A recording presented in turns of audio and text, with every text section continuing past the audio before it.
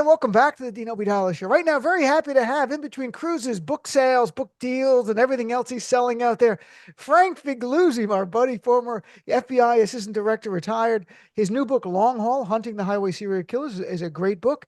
And you can read Frank's stuff at MSNBC.com. He writes for MSNBC Daily all the time. And of course, an MSNBC and NBC national security analyst. Of course, I'm only sort of kidding with you with everything you've got going. Anything new? Can you announce any kind of new thing? Listen, it's all about selling the facts right now, isn't it? It And is. and trying to get my hands around the threat and risk that's facing us in the next couple of weeks. But That's you're where not ruling out you and Glenn Kirscher doing a Christmas thing where you're at department stores together, where you're Santa Claus and he's the big elf or something. one of us would be the elf, I assume. Yeah, we take turns. We would take turns. It's Yeah. funnier if he's the elf because he's bigger, tall guy, older, bald. I think it's kind of like he's like the gruff elf who's like, tough. Sit down. Santa Claus will see you. You Yeah. know, But if Will Ferrell's not available to play elf, then yeah. we'll see what happens. I know friends. I used to work with Will. I'll reach out to some people. We'll see what we can do. So, Okay. Frank, let's talk about things. We need to have a little levity because things are. There's a level of tenseness now that is building. I can feel it, and I want to get your sense about the before we get into the details of it. Obviously, as we get closer to the election, everyone who follows politics closely feels a sense of tension, regardless where you are politically.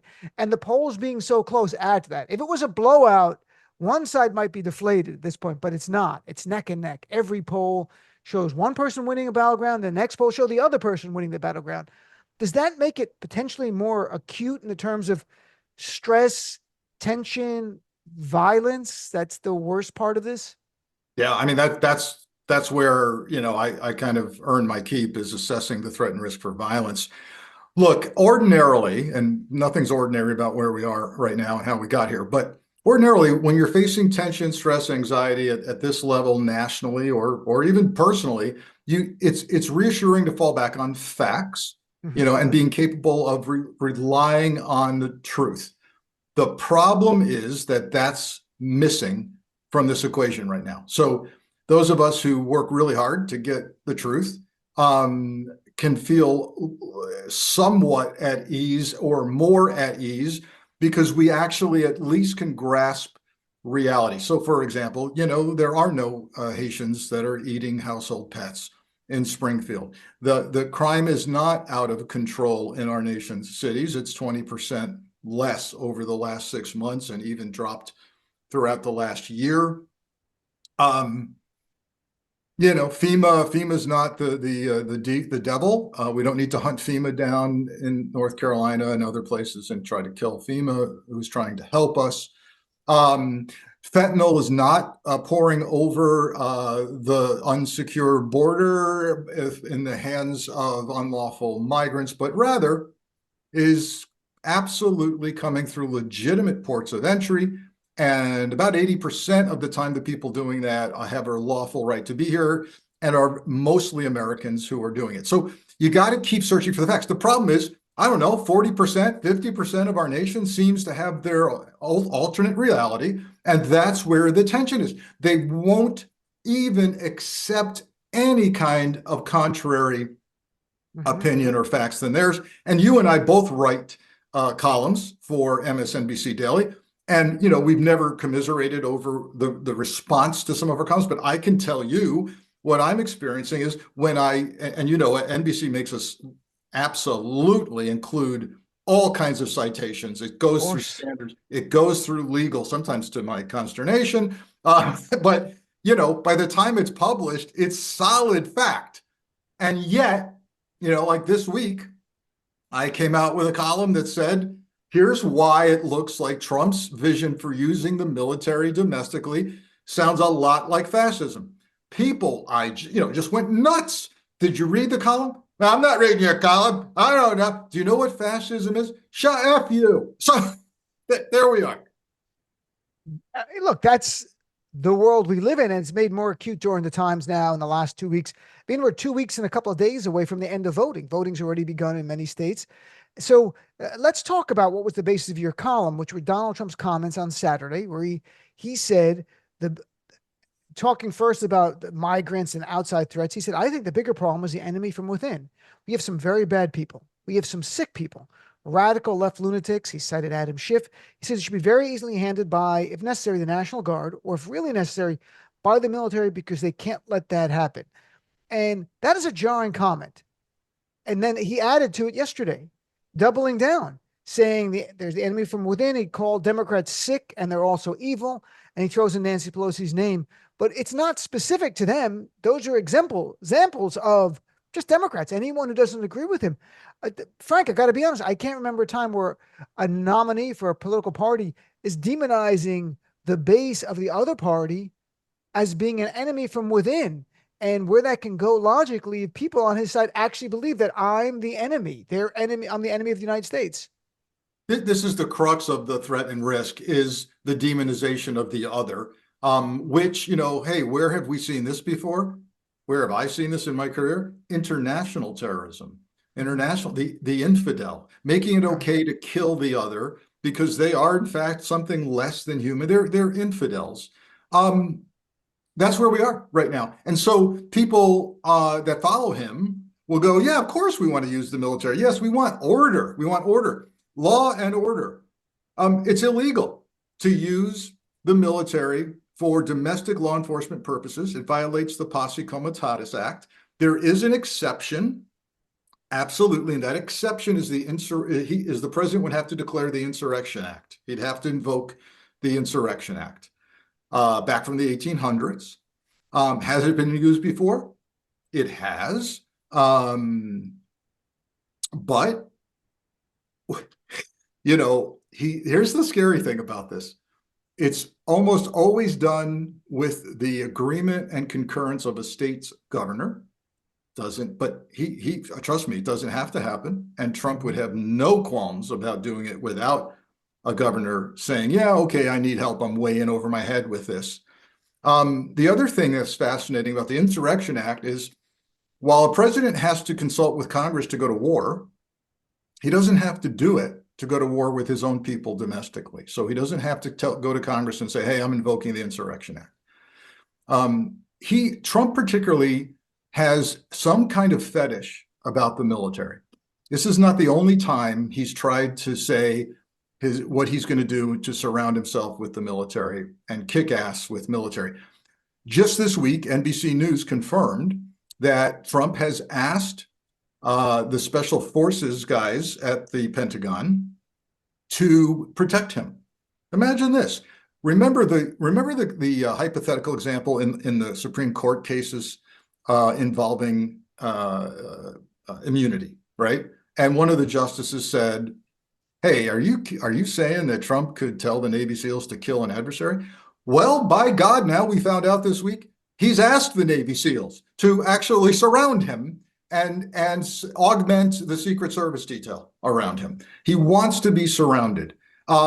Remember when he used the military for his own will back when he visited Japan, visited a U.S. Navy port there, and told the Navy, hey, make that USS John McCain ship, make that go away. And thankfully, the Navy said, no, we're not doing that. No. So, but he thinks the military's there for him. And it's really scary. The idea of boots on the ground. I'm a law enforcement guy, 25 years. Mm-hmm. I know what law enforcement can do. I know what the military can do. And they're not supposed to be the same thing. Right. It's unbelievable to hear about the Navy SEALs and that he wants the Navy SEALs to protect him. And he could do that. If he becomes president, he might have like other like a Mussolini or someone like the black shirts or the brown shirts for Hitler surrounding them, where beyond Secret Service, where it's shoot first and ask questions later. Anyone they view as a threat, just start opening fire on the crowd, which is deeply concerning. What about Donald Trump? This idea that we're the enemy, that we're sick, we're evil. And it's really hard to get my head around that, to be honest, to have someone say stuff like that about us as fellow Americans. Where could this go? I mean, because Frank, in your article, I wanted to get to the point that you called it fascism, but I wanted you to touch on what fascism means a little. I don't mean academically like you're an historian, but in the context of your article, because this is all tied together. This is the manifestation of fascism from other countries. You could use the military on your own people, silence them. What, like, so tell us about the crux of your article and why this so concerns you and why you use the word fascism in your article.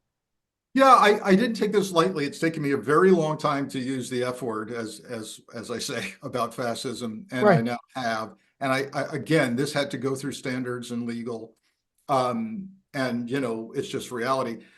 If you study fascism, and look, I think part of the problem in our society right now, where we are, is clearly there's been a failure in the education system.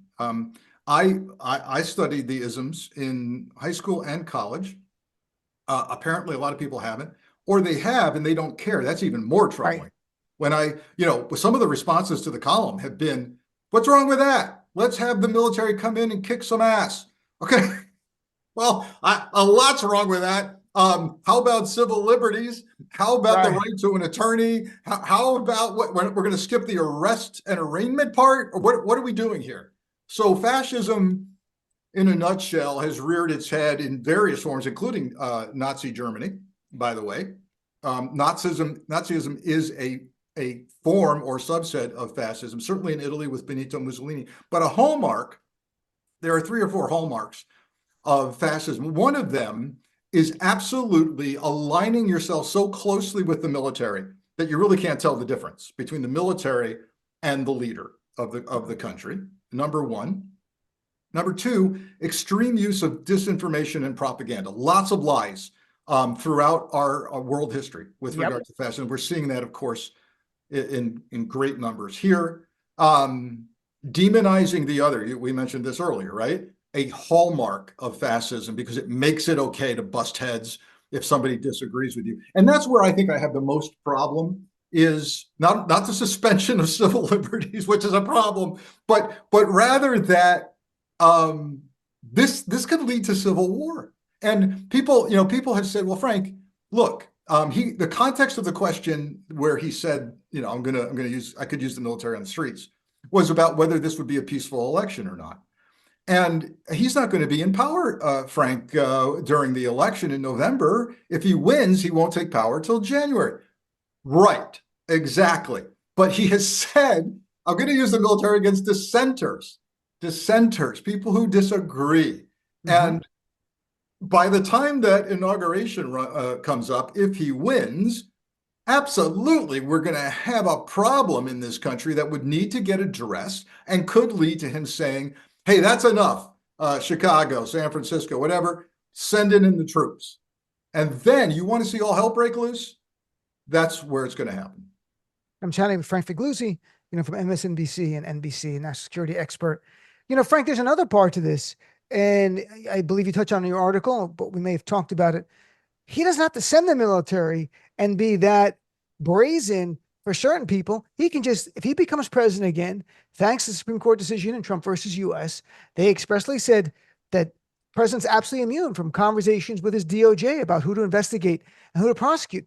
He can just, instead of calling out the military, pick up the phone and call his AG and go, you know what? I don't like that reporter. I don't like Saturday Night Live making fun of me anymore. I want you to go investigate them, see what you find. He can do it left and right. All you need are a few examples, and other people self-censor. That's the concern. If he gets the right people in place at the right agencies, and I assure you he will, Mm-hmm. you're right. It literally, he could tell his secretary of Homeland Security, yeah, I know people are kind of bent out of shape about the military. So I tell you what, let's get Homeland Security agents to start firing on protesters that I don't like. He could tell the Attorney General, I want the FBI to open these cases. I want the FBI to start shooting it out here in this city or this neighborhood with these people I don't like. Yes, that could happen, and we will lose the rule of law. It could happen very, very quickly. And with regard to the media, look, you and I are potentially on some list of somebody deserving I, of retaliation. I think you Right? more than me, but yes. Thank you. Thanks so much. Okay. Well, yeah. No, it's funny that really it should be me, not for my ego. All I do is bash Trump. You don't. You're a national security expert. You talk about things honestly and objectively, but you would because you're more visible. You're on all the time. So yes, you would be more at risk. And I was on Joy Reid show. We were sort of joking about this. I was on with Michael Still. I'm like, Michael, you're gone day one, just so you know. Like, I mean, they get to me like at the third list of people. You and Joy gone. And, they laugh, but that's the truth. That's the reality. So, but Frank, getting to your bigger point here, we are 2 weeks away from an election that will decide the fate of this country in a way like the 1860 election about where are we going. Like this is existential for our nation, just like it was in the 1860 election right before the Civil War. And I don't mean there'll be a civil war. I mean, if Trump wins, everything we're talking about, the rule of law, the constitutional protections are gone. And a lot of it's legal, thanks to the Supreme Court, what Trump could do. That's the worst part of this to me. It's been made legitimate. The Supreme Court has legitimized his plans. They know that. They absolutely know what they're getting into with this. And Project 2025 is something to take extremely seriously. I know, again, his supporters have a kind of a mantra. Oh, that's not Trump. Oh, he won't do that. This is a rote response that they've been trained to say. They know it's his plan. They know the people associated with the construction of Project 2025. And again, I'll say this, it's not the ignorance, it's the people who go, I know it and I like it. I want it to Right. happen. I want millions of brown people to be rounded up and put in camps and deported. Yes, there will be some who mistakenly get rounded up who are legit citizens. Oops, sorry. Yes, I love the idea of children being separated from their parents again, and JD Vance won't answer that question. They love it. They like it. They want it. They believe crime's out of control, and the data, they don't hear the data. They don't want to hear the data that's not true. They don't want to hear about how drugs really get into this country. I did a piece on this huge white supremacist roundup in Southern California a couple of weeks ago. Really scary group adorned with Nazi tattoos, Confederate flags, Heil Hitler, all of this. Wow, 68 members of a white supremacist gang. And I said, yeah, you know what? That's who's doing the crime here. They used RICO charges against these 68 members. RICO, they're a walking, talking criminal enterprise. So don't tell me that the brown people are driving our crime rate. Here they are, the white supremacists, RICO. Look, the data doesn't matter to some of them. It's very interesting to watch the interview, like to read interviews. There's so many now with the random voters. I was reading one today where these younger men are like, well, I'm voting for Trump because, groceries were cheaper then. And the reporter doesn't go like, so what's his plan to bring down the price of groceries? Like, why not ask that question? Instead, you're giving these people an out. And if you challenge them about what's January 6th and he praises the terrorists and all that kind of stuff. But so what's your reaction, considering you've laid out really well what the stakes are and the risks are, that Vice President Harris is beginning to lean into the threat Trump is? At her rally earlier this week, I've never seen this. She played a series of clips of Donald Trump saying, the enemy within, you're the enemy. And some of the crowd clearly not heard it because there's a gasp as they saw some of it. They're like, what? And the media picked up a lot. And she, yesterday on Fox News, and standing outside of an airplane before she got on, he's unhinged. He's unstable. He's a threat to she's not saying the word yet threat, but we're getting that's the sense of it. How important is it for her to elevate that issue now for voters? Yeah, I hope it's not too little too late, but I absolutely support it. She has to be slightly careful about the delivery of the message, right? People who look, but on the other hand, look, people who have decided I'm voting for Trump, they've made up their mind. Right. And so calling them a threat or ignorant or whatever, that doesn't matter. But for the either undecided, the swing voter, the independent, the libertarian, you got to wake them up. They're not the media. You mentioned media interviews. What we have not seen is a targeted, thorough, robust interview of Donald Trump, like Bret Baier did of Kamala Harris. Bret Baier, like him, don't like him. He asked serious questions. He was clearly biased, but he asked serious questions and forced her to answer. She answered each and every one of the questions, which Trump won't do. People have tried to ask him that, the Economic Club of Chicago. He won't answer the question. But this idea of plans really gets under my skin. He has no plan. You say you're going to close the border on day one. What the hell does that mean? You mean all the thousands of miles of the border? What are you going to do? The legit ports of entry? What are you closing? Blah, blah, blah, blah, blah. Okay, well, how are you bringing down the cost of eggs and milk in my grocery store? Oh, we're going to lower energy costs. I see. And could you explain? Well, if you lower energy costs, everything comes down. How are you going to lower energy costs? Oh, blah, blah, blah. Tariffs. We're going to do it with tariffs. Tariffs are going to increase the cost of consumer goods. You're out of your mind. No one really calls him on it. No, and when they do, he gives 8-minute answers that don't make any sense, and you The forget where you weave, are. the weave he does. The weave, and that's because his brain doesn't function the way it once did. That's the reality. And we are in the world. I had a doctor on Monday from Duty to Warn, Dr. John Gartner. They've been documenting it now for months. He came out in April raising red flags about what he's seen with Donald Trump. And I would submit to you, Frank, questions about Donald Trump's cognitive decline are not political. They're national security questions. It's a national security issue because the doctor pointed out what happens is then he's easier to manipulate, even not by foreign enemies, people within his administration who want to do things. He starts to lose the ability to understand right and wrong and understand all the facts. And they're like, oh, here's a cheeseburger from McDonald's. Okay, I'll sign it. You get like more simplistic where he's just signing Project 2025 into law as executive order, let it be challenged in the court or whatever else they want. And he's easy to manipulate. And that was the point of the doctor. This happens with people that have, and if you want to call it dementia, if you want to call it advanced aging in a different place, I mean, there's something going on. I think it's got to be examined. It's got to be National examined. security is the lens through which I view the world. That's Right. how I do it. It's not politics for me. It's Right. actually far more important than politics. It's whether we exist as a democracy anymore. And yes, as he continues to deteriorate right before our eyes, including 38-minute dance routine he did the other day, which was astonishing, and telling people, clearly 2 people had fainted, and he says, anybody else want to faint? Raise your hand. What?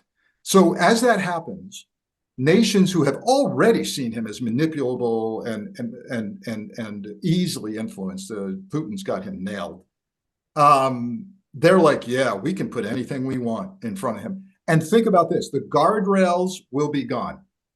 General Milley, Rex Tillerson, who was Secretary of State for a cup of coffee, everybody around him who either left or told him you can't do this, White House counsels, gone. He will not stomach them around him. All sycophants nodding their head yes. So if he says we're all going to stand on our head on Tuesday afternoons, they will do it. We're going to attack China. They'll do it. And this is the problem. It is a national security concern. I agree. I'm chatting with Frank Figliuzzi. Last 2 things, Frank. So Donald Trump has talked about again that the only way he can lose if there's fraud. We've lived through this. We've seen where that led to. What are your concerns? Because I think as the election gets closer, he's probably going to amplify that thought process even more because the polls are very close. He could win, but he could lose, right? So he can't, it's not like he's up by 10 and it's like, I don't need to worry about it. He could lose. So he's got to get his base ready for the fact that, oh no, it's not a legitimate loss. So what are your concerns? He has planted, I'm glad you brought this up.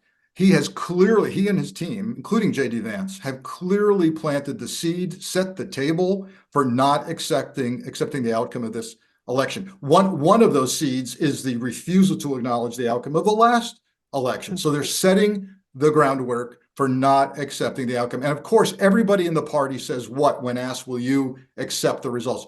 Well, if it's a free and fair election, right. Okay, here's what I hear when you say that. No way in hell we're going to say it's a free and fair election. That's not going to happen. Of course. Right. They will not. I'll tell you right now, they will not accept the results of the election. There are certain states that are trying like hell to appease him. Georgia has been one of them. Thankfully, courts seem to be intervening in Georgia and places like Alabama. But they're going to try. There's going to be, at the county level, there are going to be officials saying, I'm not certifying this county's results. Nope, not me. And we are in for a mess. If people think we're going to know the results of this election, November 5th or 6th, or maybe even 7th, you got to rethink that. That's not happening. And last question, or have you seen any kind of objective or credible information about violence around the election? Yes. And also, will it get worse depending what happens with the election results? Yep. I wrote a column a couple of months ago MSNBC Daily, really driven by some really scary data that's been confirmed, which is that there are very large known violent extremist militias that are, as we speak, training and recruiting for combat. This is their word, not mine. And for a phrase they use, quote, training for what's to come, unquote. This is not a bunch of fat guys drinking beer in the woods on Saturday night. Right. These are known violent extremists, some of whom, many of whom, have been banned. Their organizations have been banned by Facebook previously and have reared their head again. And my column that I wrote is basically saying, be careful, this is happening. And Facebook, wake up, wake up. You're not doing anything. And once they recruit you in Facebook groups, which is where the recruitment's happening, they quickly move you over to Telegram or some other less accessible platform for law enforcement. And they're going out and training for combat or what's to come. So these are some of the same folks who were actually arrested in connection with January 6th. So you have concerns. I'll just tell you this as we wrap up. My greatest concern is on election night where Trump might have a lead because they're counting a day of, and we're still waiting for the other ballots. And we remember in 2020, stop the count, that this time his supporters know to go physically try to stop the counting. Storm Philadelphia voting location or Mesa County, in Maricopa County in Arizona, or in Gwinnett County in Georgia. That's my real concern, that we're going to see that. Yeah, the softer targets are not the iconic target of the U.S. Capitol or other establishments in D.C., but rather it's now they've learned their lesson. The insurrectionists have learned their lesson from January 6th. They're going to go softer target, and that's the county and state election offices where the votes are counted. Even real concerns for judges, state Supreme Court justices who are going to start hearing challenges.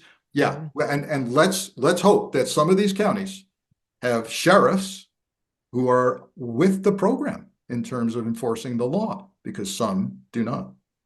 And we don't mean with the program, because I'm sure the other side has their whole program too. And they're like, that sheriff's with us. I mean the program being enforce the goddamn law. Right. I know. Not like they're a member in Fight Club that we didn't know about. They're like, oh yeah, I know him.